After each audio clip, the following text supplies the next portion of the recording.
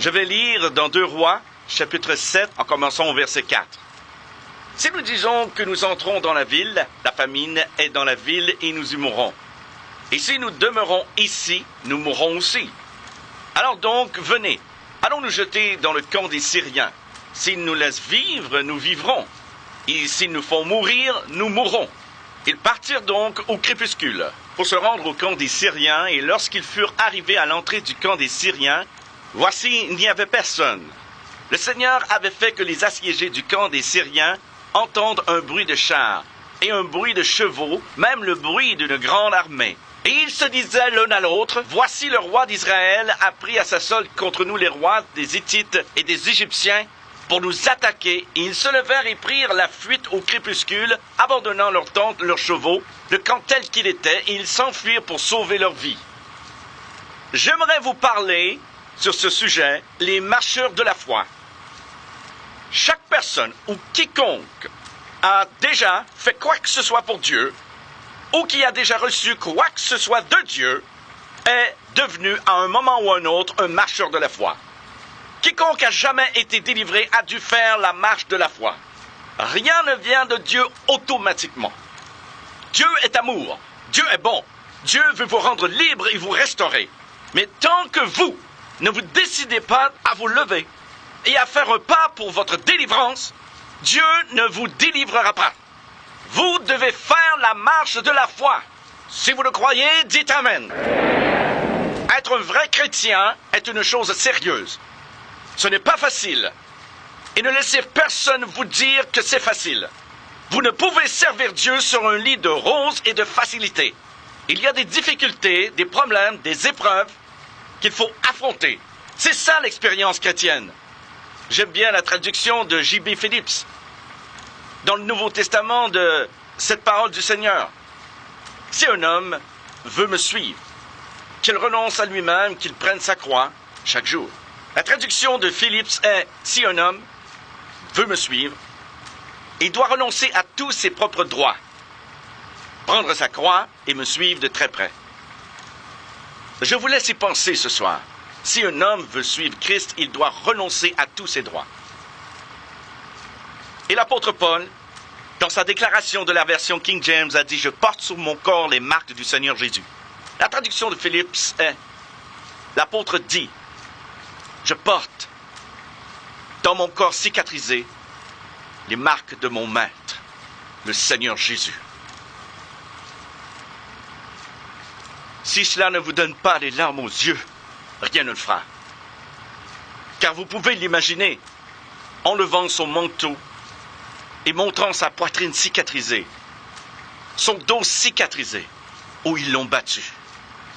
Seigneur, aide-moi à être un chrétien sérieux, à être prêt à ce que mon corps soit cicatrisé, à ce que ma vie subisse des pertes, afin de gagner Christ, dont le gain est d'avoir la vie éternelle. Oui, ils ont fait la marche de la foi. Ils ont fait la marche de la foi. Ils sont sortis par la foi. Ils se sont levés d'où ils étaient assis.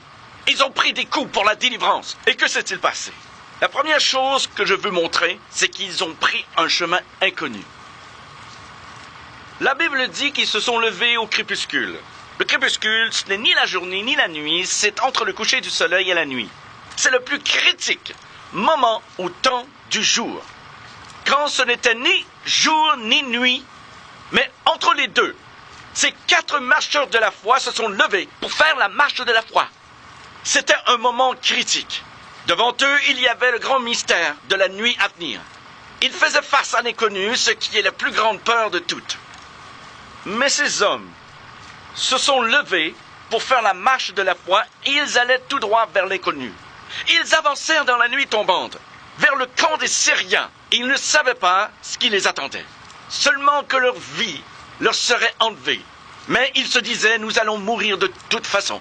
Et je vous le dis, à moins que vous ne preniez une décision pour être délivré à tout prix, vous ne serez jamais complètement délivré par le Dieu Tout-Puissant. Il vient un temps où vous devez couper toute forme de lien, où vous devez brûler tous les ponts derrière vous, et vous avancez sans regarder en arrière, mais en fixant les yeux sur le roi. Et vous marchez pour faire la marche de la foi. Ils avaient faim, mais ils marchaient. Ils étaient affamés, mais ils marchaient. Ils étaient mourants, mais ils marchaient. Ils étaient entourés par le danger et la mort, mais ils marchaient. Ils étaient seuls dans la nuit, mais ils marchaient.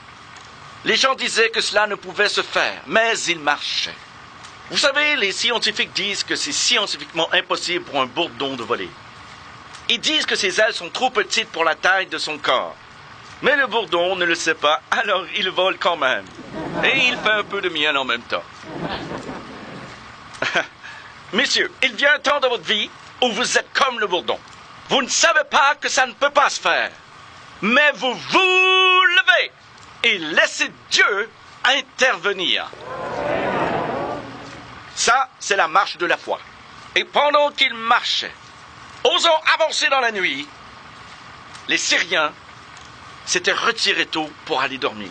Mais Dieu, qui ne dort jamais, a vu les 4 marcheurs de la foi arriver. Et il s'est levé, et il a dit à ses anges, descendez, dispersez-vous sur ces collines, et je veux que vous fassiez le bruit d'une puissante armée.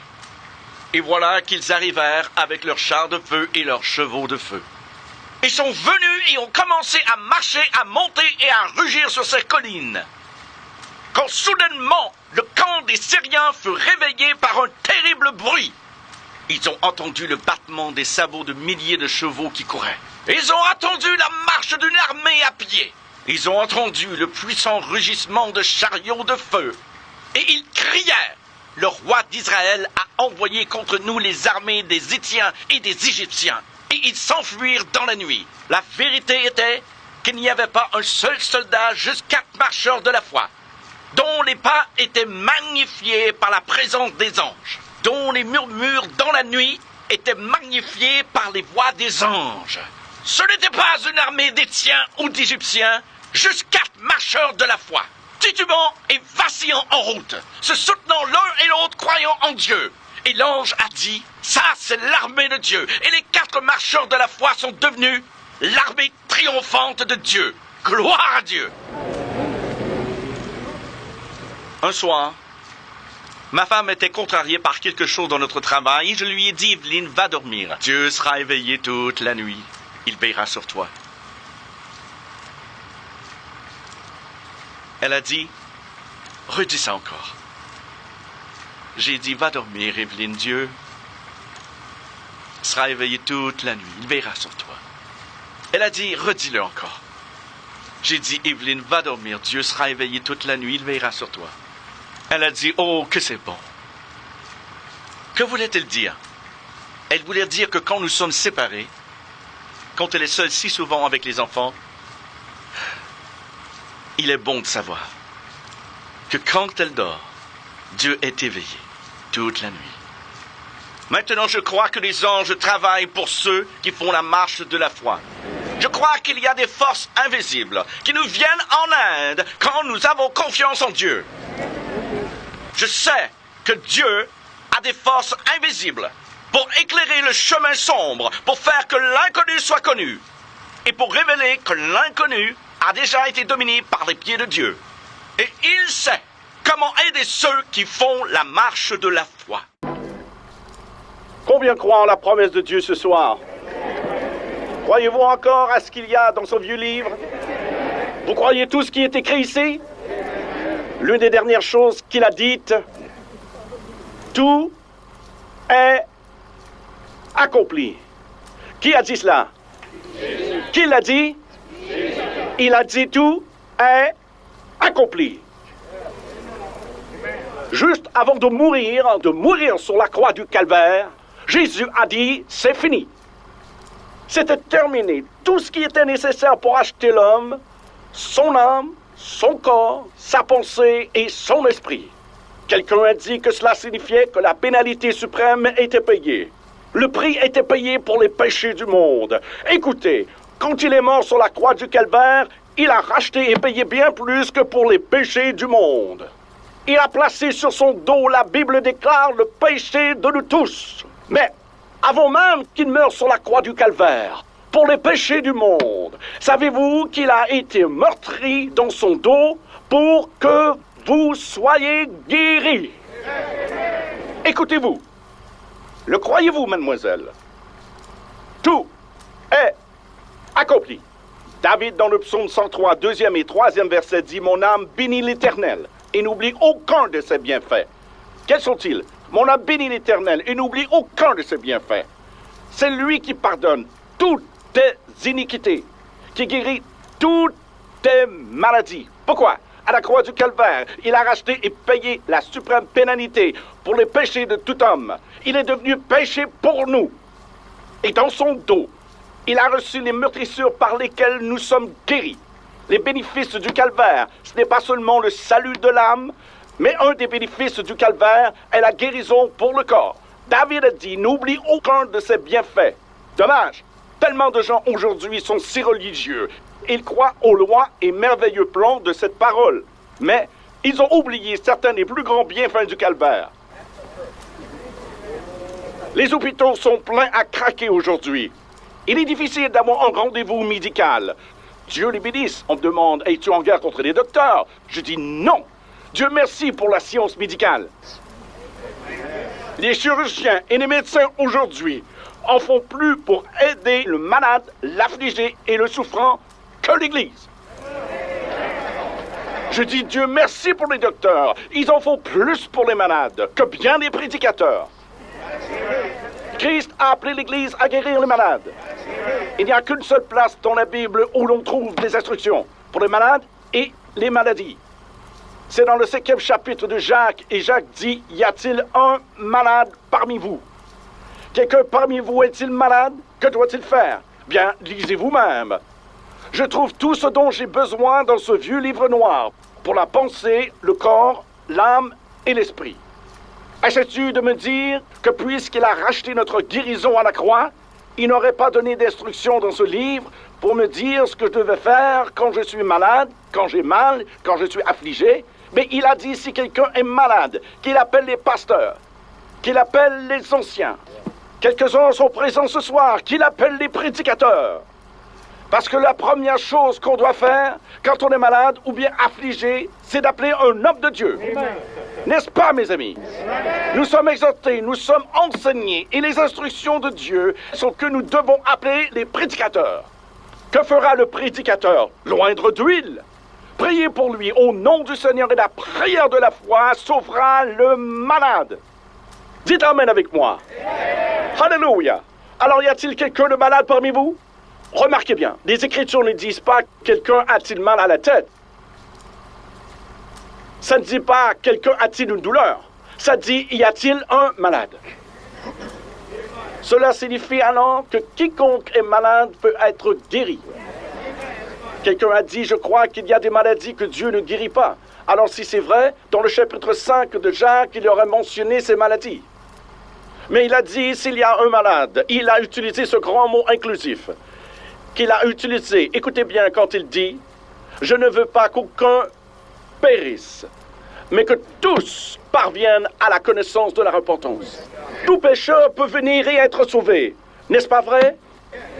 Alors tout malade peut appeler les anciens, peut appeler l'Église, peut appeler le pasteur. Depuis que je suis évangéliste, nous ne faisons pas d'appel personnel. C'est le devoir du pasteur. Et il emmène ces gens dans cette tente. Pourquoi? Parce qu'ils savent qu'ici, Dieu guérit les malades, les maladies des affligés. Mais on a amené cette femme ici parce qu'elle a dit, si je peux aller à cette réunion, Dieu me guérira. Nous ne faisons pas que prendre part aux bénéfices du calvaire, nous nous les rappelons tous. N'oubliez pas tous ces bénéfices, c'est-à-dire, rappelez-vous que vous pouvez être sauvé, rappelez-vous que vous pouvez être guéri. Parce que quand Jésus était sur la croix du calvaire, il a dit, c'est accompli. Quoi? Le prix suprême a été payé pour l'âme de l'homme, pour la guérison de son corps. Car les Écritures disent, par ses meurtrissures, nous sommes guéris.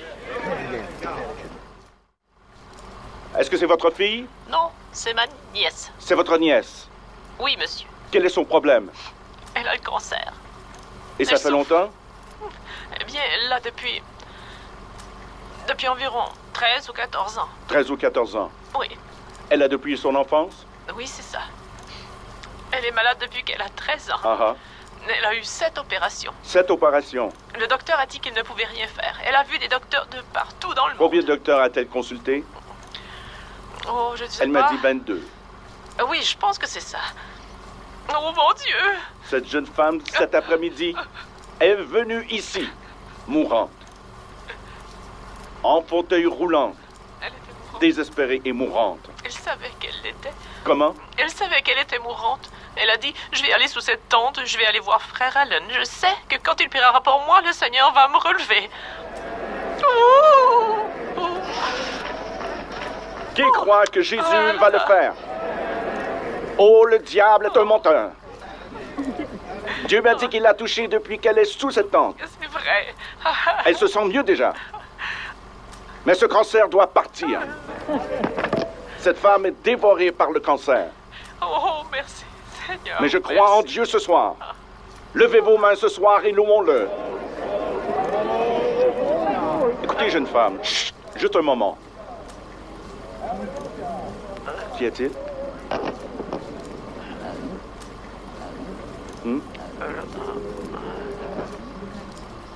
La pauvre, elle ne peut pas parler.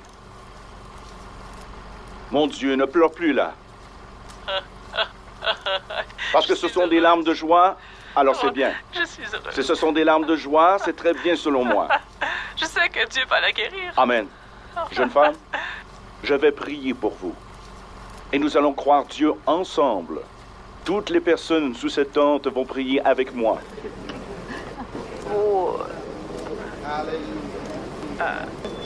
Elle aura besoin de la foi de quelqu'un d'autre. Avez-vous la foi pour elle? Oui.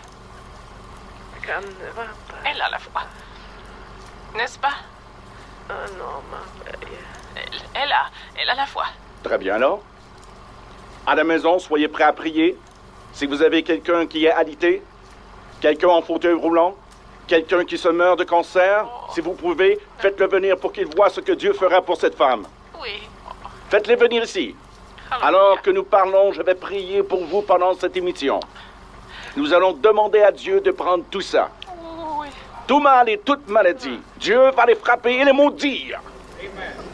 Ça doit retourner dans la fosse. Dans le nom de Jésus. Dans le nom de Jésus. Je maudis ce cancer. Oh Dieu, pour ta gloire, Jésus, guéris cette jeune femme, toi, démon de cancer. Au nom de Jésus-Christ, je maudis ton ignoble force. Je t'ordonne de la laisser libre au nom de Jésus. Retourne dans la fosse d'où tu es venu. Lâche le corps de cette femme, sale et vil démon de cancer. Je réclame sa vie. Tu ne peux pas la détruire. Je t'ordonne de partir. Chaque douleur quitte ce corps. Au nom de Jésus. Alléluia. Ah, merci, Seigneur. Merci, Jésus. Oh, merci, Jésus. Du dessus de ta tête jusqu'au bout de tes pieds.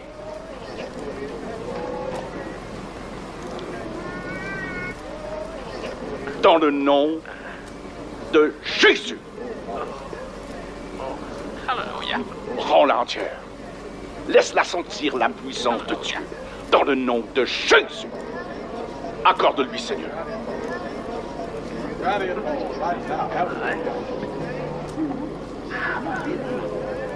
Donnez-moi votre main.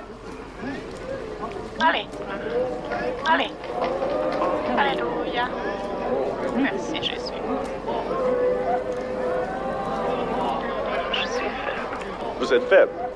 Je sais bien, je sais que vous êtes faible. Ça n'a pas d'importance.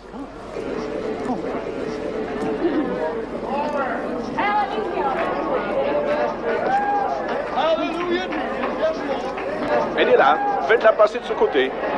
Je veux qu'elle témoigne même si elle est faible. Qui croit que Dieu a fait quelque chose pour elle?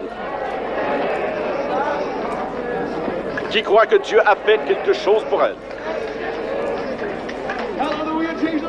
Levons nos mains et louons Dieu. Amen. Croyons Dieu et louons-le.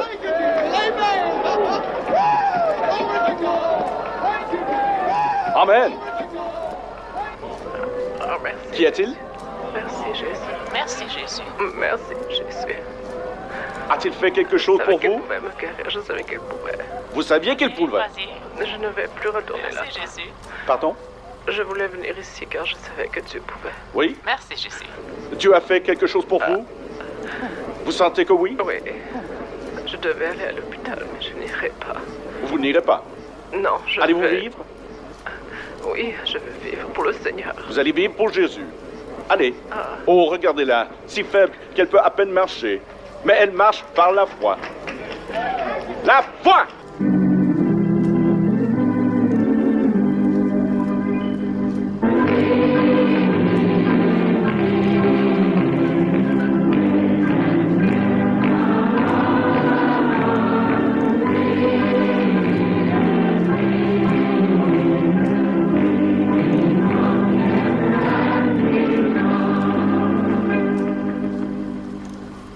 Amen. Combien savent que Jésus est ici ce soir et guérit les malades? Alléluia. La tuberculose dans les 2 poumons? Qui vous a dit ça? Oui, c'est ce que le docteur m'a dit. Ça s'est déclaré. Et c'est depuis quand? Ça fait environ une semaine que ça s'est déclaré. C'est la première fois. Oui, mais dans les 2 poumons. Oui. Et vous avez une hernie depuis 12 à 14 ans. Je vais prier pour vous et demander à Dieu d'ôter cette tuberculose. Oui, Seigneur. Et je vais lui demander de Loué soit Dieu. guérir cette hernie. Alléluia. Et une fois que j'aurai prié pour vous, vous irez là-bas, aux toilettes, pour enlever ce bandage. Alléluia. Et vous Oh, irez là-bas, Dieu, enlever louange à ce toi. bandage. Alléluia. Et Amen. vous reviendrez ici. Alléluia. Et je crois que ce sera parti. Oh, loué soit Dieu. Le croyez-vous? Merci, oui, je le Alors, crois. soyez prêts. Alléluia. Merci, Jésus. Je maudis cette Alléluia, tuberculose. oui, Seigneur. Alléluia. Dans le nom de Béni soit Jésus, Dieu, mon Dieu. puissant Jésus. Guéris ces poumons, je le Alléluia, demande, merci, pour ta Seigneur. gloire, Oui, au nom Dieu. de Jésus. Alléluia. Rends-le Béni entier au soit nom ton puissant de Jésus. Béni soit ton merveilleux nom. Oh Dieu, Alléluia. accomplis-le. Merci, Jésus. Alléluia. Seigneur, Merci, mets ta main Jésus. sur cet homme. Alléluia. Béni Guéris soit ton cette nom. hernie pour la gloire de ton Oui, nom, Seigneur. Seigneur. Gloire Je à le ton demande saint au nom de Jésus. Merci, Jésus. Accomplis-le. Alléluia. Béni soit ton saint nom, puissant Amen. Jésus. Alléluia. Gloire à Dieu. Croyez-vous que Dieu l'a fait? Oui, je le crois. Gloire Croyez-vous à que Dieu. l'hernie est partie? Oui, je crois. Je crois que Allez, Dieu m'a enlevez ce guéri. bandage. Amen. Et revenez ici. Oui. Pour me le dire. Alléluia. Amen. Cette jeune femme. Elle a emmené ce petit garçon à notre dernière campagne à Fresno. Il marchait, mais il ne pouvait poser le talon au sol. C'était trop raide. Il lui fallait marcher sur la pointe des pieds. On a prié. Et à partir de ce jour, il a pu poser le talon au sol et il marche les pieds à plat. Mais il a encore un petit problème. Et elle l'amène ici croyant que Dieu complétera le travail. C'est la paralysie cérébrale.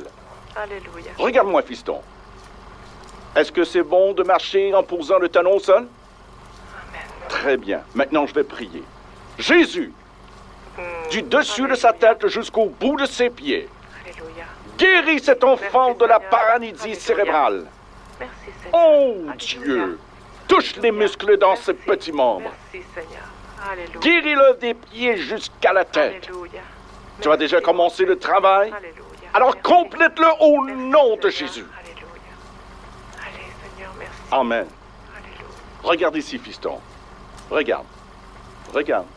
Il est un petit peu timide. Avez-vous déjà été comme ça? Amen.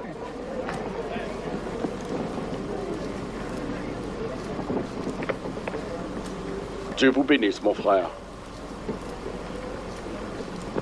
Vous êtes l'homme qui a le cou bloqué? C'est ça, monsieur. Il est penché de côté et vous ne C'est ça. pouvez le redresser. C'est ça. Et depuis quand c'est comme ça? Oh, environ 18 ans. 18 ans. 18 ans, oui. Voyez-vous cet homme? Il ne peut pas redresser sa tête. Sa tête est toujours penchée. Est-ce que ça fait mal tout le temps? Non, pas tout le temps. Ça affecte mes yeux. Ça m'empêche de parler. Difficile d'avoir une Oh, conversation. Et je parfois, vois. ça touche même ma hanche Vous gauche. parlez difficilement et parfois vous devenez aveugle. Oui, aveugle parfois. Et environ ça 2 fait? heures chaque fois. Maman, 2 heures. maman. 2 heures à chaque fois. Sans voir. Vous savez ce qui a causé ça? Vous savez ce qui a causé ça? A causé ça. La fièvre typhoïde. La fièvre qu'on l'appelle. La fièvre. Oui. Vous le sauriez si Dieu vous guérissait, n'est-ce pas? Ah oui, monsieur, définitivement. Vous croyez que Dieu va le faire maintenant? Ah oui, maintenant. Je crois aussi. Regardez ce pauvre homme. Que diriez-vous si votre tête était penchée comme ça tout le temps? Jésus? Oui, Seigneur. Dieu, ce soit pour ta gloire. Oh Dieu. Au nom de Jésus. Oh Dieu. Libère cet homme de cette typhoïde. Jésus. Redresse sa tête. Seigneur, pour ta gloire. Au nom de Jésus. Merci. Penche-la par en avant. Arrière. Avant. Arrière.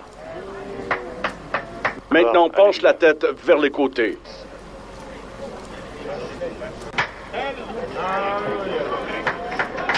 Bouge-la. Merci, Jésus. Allez.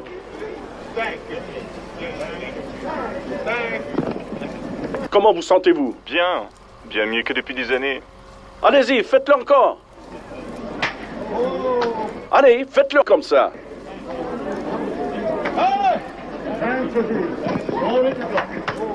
Est-ce que c'est fait?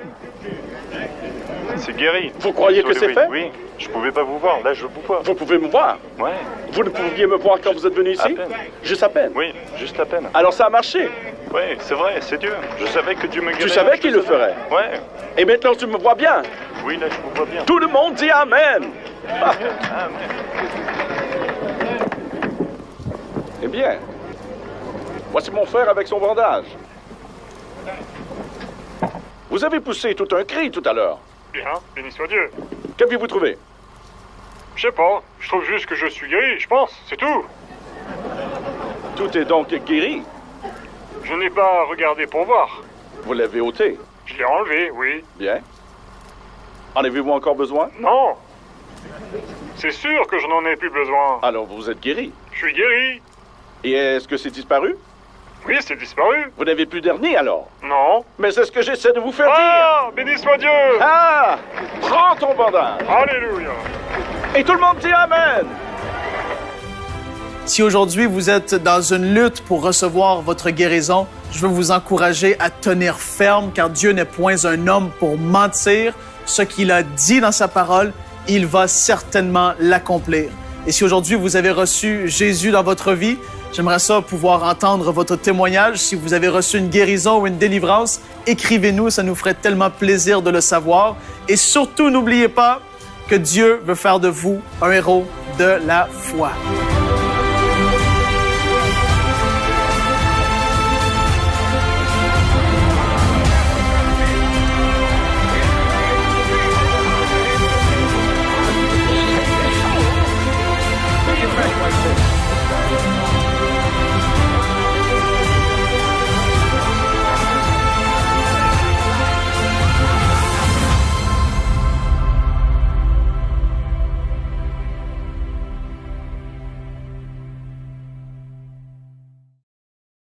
Cette émission a pu être réalisée grâce au précieux soutien des partenaires d'Enseignement Canal International. Retrouvez tous nos programmes sur emcitv.com.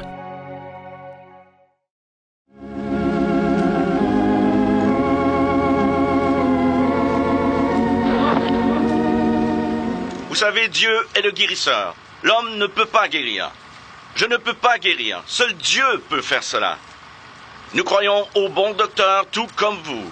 Mais nous croyons aussi à la puissance de la prière. Nous croyons que Dieu guérit les gens aujourd'hui. Si vous le croyez, dites Amen. Je veux que vous ouvriez vos cœurs quand je prie pour les gens qui sont en ligne ce soir. Que Dieu étende sa main et vous guérisse là sur votre chaise. Ou si vous vous tenez en dehors de la tente. Je vais prier pour vous dans l'audience, de temps en temps dans la ligne de prière. Alors croyons Dieu, laissons-le agir. Merci et asseyez-vous. Je suis prêt, frère DeWitt. Donc, mon frère, vous êtes paralysé, n'est-ce pas? Oui. Vous êtes un homme du Texas? Oui. Vous êtes Monsieur Lake? Oui. De Cameron? Cameron, oui. Vous êtes membre d'une église? Oui. Église catholique. Et vous avez les chevilles paralysées dans les 2 pieds? Oui, ça fait mal. Et vous avez aussi des varices? Très pénible. Monsieur Lake, que pensez-vous de notre campagne? Oh, j'ai reçu beaucoup de bonnes choses. Je suis là depuis le premier jour. Je vous ai écouté à la radio, chanter. Et je me suis promis que je viendrais à vos réunions quand vous seriez au Texas. Et vous y êtes? Et j'y suis, et j'en retire beaucoup de bonnes choses. Je me sens beaucoup mieux et je crois plus en Dieu réellement. Eh bien, que dites-vous de ça? Vous savez que nous avons vraiment Christ dans nos cœurs. Nous sommes tous enfants de Dieu, mais vous devez avoir Christ pour être un enfant de Dieu. Oui, monsieur. Père, guéris les pieds et les chevilles malades et les varices de cet homme qui aime tant le Seigneur. Oui. Guéris! Frère, vous n'aviez pas besoin d'une longue prière, n'est-ce pas? Oh, c'est juste parfait. Juste parfait. C'est la meilleure chose au monde.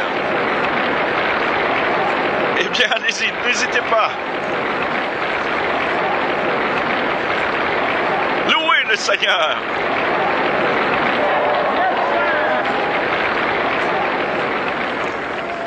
Qui êtes-vous, monsieur? Russell Anderson, du Minnesota. Êtes-vous un chrétien? Oui, j'ai été sauvé vendredi soir. Pourquoi cherchez-vous à être sauvé? Pour être sauvé et guéri. Et maintenant, vous êtes un enfant de Dieu? Oui, je le suis. Êtes-vous prêt à être guéri, monsieur Anderson? Oui, je le suis. Vous avez le diabète? Oui. Cela a affecté vos reins? Oui. Vos yeux? L'estomac? Et le cœur. Et votre sang est maintenant descendu à 50%? C'est ça. C'est Mme Anderson? Oui, j'ai tout juste réussi à le faire venir ici. Il est sorti de l'hôpital il y a à peine 3 semaines. Puis on arrête de maladie. Vous êtes en arrêt de maladie maintenant? Oui. Mais supposons que nous ayons la foi pour que la maladie parte complètement. Hein? Ce serait merveilleux. Ce serait merveilleux. Avez-vous la foi? Oui, je l'ai. Vous devez avoir la foi pour être guéri. L'homme ne peut guérir. Vous savez cela. Oui, je sais. Bien. Oh Dieu, cet homme vient de sortir de l'hôpital. Je te demande la guérison de son corps. Dans le nom de Jésus. Guéris! Merci de lever la main droite et recevez votre guérison. Dieu est en ce lieu. Soyez guéris. Maintenant, soyez guéris. Louez Dieu. Monsieur Anderson, levez vos mains de haut en bas. Levez les pieds de haut en bas, s'il vous plaît. Maintenant, vous allez quitter cette estrade seul. Personne ne vous tient. Vous êtes capable si vous y allez. Au nom de Jésus. Allez-y au nom du Seigneur. Merci, Seigneur. Gloire à Dieu. Gloire à Dieu.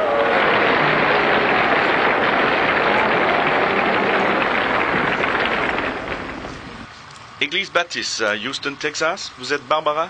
Mangan. Mangan? C'est votre fille. Oui, monsieur. Souffle au cœur. Oui, monsieur, elle a un grand trou dans une partie de son cœur.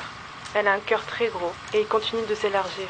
Vous pouvez même sentir les os là où ça pousse dans son corps. Et ça pousse, ça n'arrête pas. Barbara, crois-tu que Dieu est capable de te guérir, chérie? Oui, monsieur.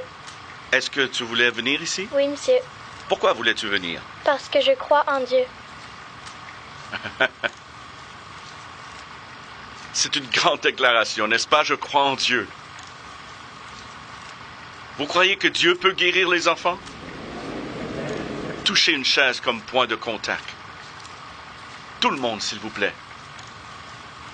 Pas pour elle seule, mais pour les autres enfants aussi. Maintenant, Barbara, nous allons te toucher, car je crois en Dieu. Père, guéris cette belle enfant. Guéris.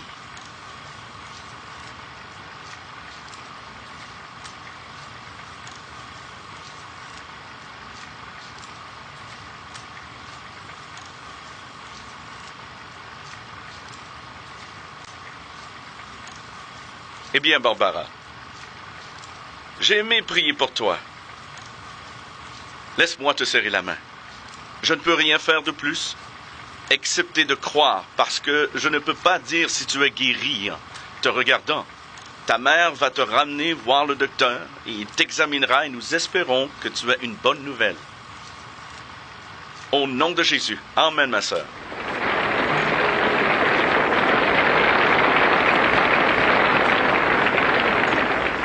Eh bien, jeune fille, où sont vos parents? Oh, venez par ici, s'il vous plaît. Êtes-vous la mère? Oui. Ces 2 enfants?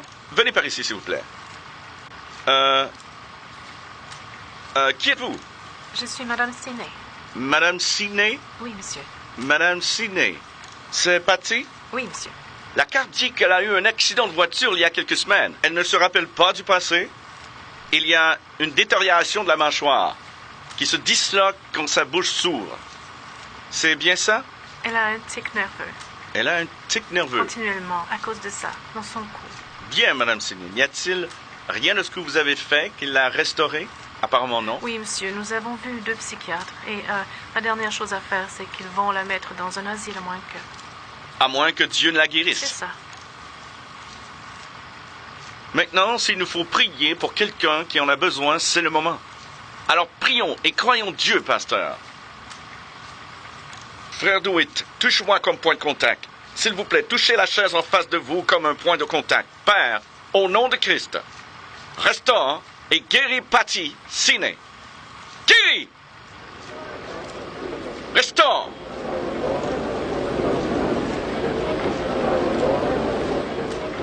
Que ça ne revienne plus jamais.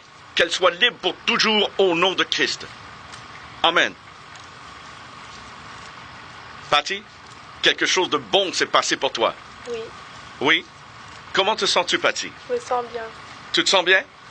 Crois-tu en Dieu? Oui, monsieur. Penses-tu qu'il t'a restauré? Oui, Quel âge as-tu?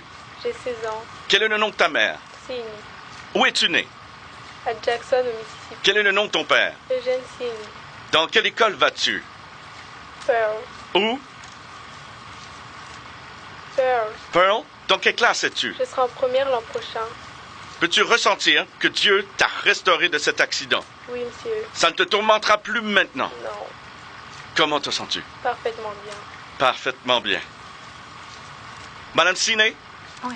ces larmes qui coulent sur vos joues sont belles. Vous avez cru à cela, n'est-ce pas? Oui. Qu'est-ce qui vous a donné la foi pour venir ici? Bien, ma mère et mon père sont de grands croyants. Et j'ai amené mon père lundi soir et il a été guéri complètement. Votre père a été guéri ici? Oui, monsieur. Patty. Ah, ce sourire vaut $1 million. C'est la première fois qu'elle sourit. Première fois qu'elle sourit? Bien, elle a un sourire maintenant, tout au fond d'elle. Vrai, Patty? Il y en a un maintenant. Dis-moi, comment te sens-tu, Patty? Je me sens plus chrétienne qu'auparavant. Tu es aux anges, n'est-ce pas? Oui, monsieur. Oui. Est-ce que c'est votre autre fille? Laissez-moi voir sur la carte. Elle louche. Je vois celui-là. Enlève-les, s'il vous plaît, oui. Ouvre les grands. C'est celui-ci? Voilà, oui. Bien. Tous les deux. OK. Père. Guéris.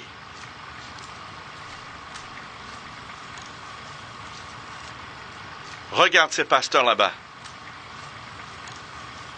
Regarde ta sœur. Regarde ta mère.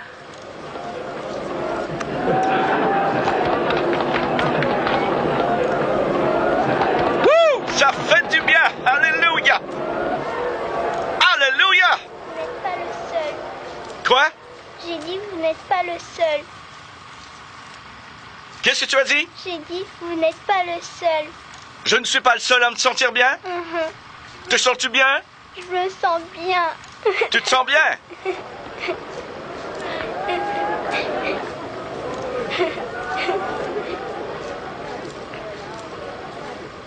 Comment vous sentez-vous, Madame Siné? Oh, vraiment bien.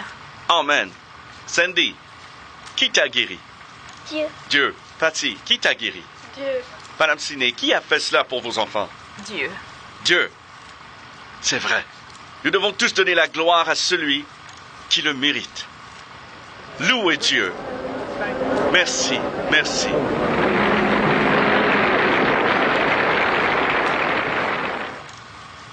Si vous avez besoin d'une guérison dans votre corps, mettez votre main sur votre corps maintenant. Mettez votre main sur votre corps maintenant et croyez Dieu. Tous vos regards sur Dieu, s'il vous plaît. Père, dans le nom de Jésus de Nazareth, remplis ce lieu de ta puissance de guérison. Que la gloire du Seigneur descende sur le peuple. Guéris et rends-les entiers. Mon frère, dans le nom de Christ, sois entier et rendu libre. Ma sœur, dans le nom de Jésus, sois guérie et sois entière. Père, guéris les petits-enfants, mets ta main sur l'enfant et guéris-le pour la gloire de Dieu.